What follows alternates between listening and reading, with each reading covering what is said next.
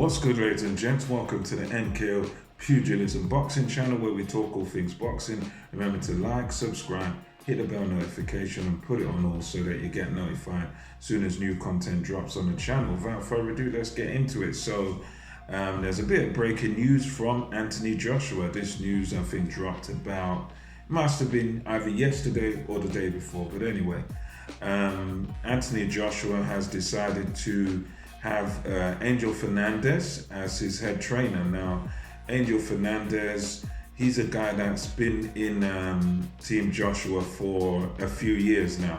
I think he's been part of his camp, his team for about, from what I understand, about maybe 3 years, maybe 2 to 3 years. So I hear, might be even more, because I understand he was involved in the Alexander Povetkin fight, involved in that training camp, and Joshua changed a few things, lower left hand, changed up a few tactics in that fight. So, I think he was part of that setup. So it's an interesting choice, and I've heard mixed opinions on it.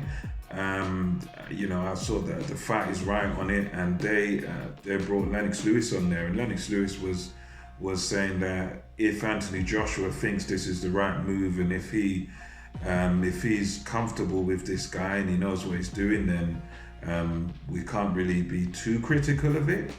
And there's other guys saying, I think Spencer and Tunde, they were saying that, well, this guy doesn't really have a resume, doesn't have a body of work, and Anthony Joshua is an established former world champion. So basically, this looks like a wrong move, really, because it's a case of you're going to a guy who doesn't really have a resume with heavyweights. So you're going into a bit of an unknown, and I think that is a valid point here. I personally thought, well, I wouldn't say I'm surprised because of the way Anthony Joshua is. I think I'd agree with comments made by Dan Raphael, who he was saying that he wasn't too surprised by the appointment of this guy, of Angel Fernandez, because from what he observes of Anthony Joshua, he's a creature of habit, and in a sense, when you look at Joshua's interviews and what he's done over the years, he does seem to want to keep the same people around him, the same team. He doesn't seem to be big on changes. He doesn't seem to be big on changes at all. He just seems to be a guy that he wants his routine, and he wants just simple stuff that he can trust, and that seems to be the vibe that he gives off. He just seems to be one of them guys that just wants to largely keep things the same. So it doesn't surprise me also that he's gone with this guy. But at the same time, I think the best I can say is there's a question mark over Fernandez, and it's one of them things where everybody has to start somewhere, and I think it would be kind of unfair to say that, well, this is going to be a disaster, or this guy's going to be no good. All I can say, the best I can say on this one, is that we don't know. It's one of those where I would say there's a question mark over this decision. Obviously, if Anthony Joshua is comfortable with it, that's an important thing. But there's a question mark over this pairing. We, none of us know really how it's going to work out. I think there's a possibility that this could work out to be a great thing, and you never know if they really do have good chemistry. Maybe he could bring out the best of Anthony Joshua. But as of right now, as we stand here, we don't know. I would have thought myself that coaches like perhaps, who was we thinking? There was Ronnie Shields, who was saying stuff about he would do it. I even thought the drill sergeant mentality of someone like Teddy Atlas, as much as that's not a name that's been thrown around, I think the mentality of maybe a guy like a Teddy Atlas with his sort of attitude, that soldier mentality sort of thing where it's like, do what I say, and you know, like a kind of, as he likes to say himself, like a czar or a dictator. Maybe I got the impression, maybe that's what Joshua might have needed, that sort of thing, just snap out of it, and that might get him going. But I also think guys like Virgil Hunter, that's another one who came up because he's very mellow, and he's very good, done a great work with Andre Ward. So we know a bit of his body of work. I mean, I suppose he's got the one standout guy in Andre Ward. So guys like that, I think, could come up with.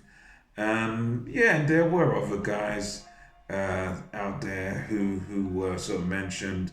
Canelo's trainer, Eddie Reynoso. I suppose there's a language barrier there, but just stylistically, maybe someone like that. And I thought, when Joshua mentioned breaking up with McCracken, I did sort of think you'd want to go for some sort of well-established trainer who perhaps has got a record with heavyweights and who's done some work with heavyweights, whose results we've kind of seen, who we can look and we can see, this is what they've done with this fighter, this is what they've done with that fighter. I think, going into, with Anthony Joshua, knowing he's going to change, my first thought would have been, well, you go for the established guy, but he's decided to sort of keep it in-house, and it's an interesting choice.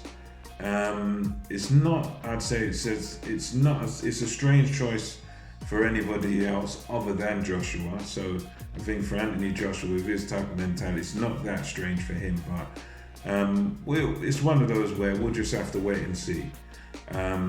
He's quite fortunate in a way now, though, that he's gonna probably have to have an interim fight before fighting Usyk, because at the end of the day, there's a horrible thing in Ukraine going on with the invasion. So Usyk's over there, Lomachenko, the Klitschko brothers, they're all there fighting for their country, representing their country, and that's where they want to be, because, as they say, boxing is just sport, it's not that important, but when it comes to your country, defending your land where you come from, very important. So anyway, I think for AJ, that's probably going to work in his favor, because that will mean that he'll probably have to have a warm-up fight or an interim fight at some point this year, and hopefully in that interim fight, hopefully he has it, and if he does have it, that will at least give him and Angel Fernandez a chance to work together, do something together, and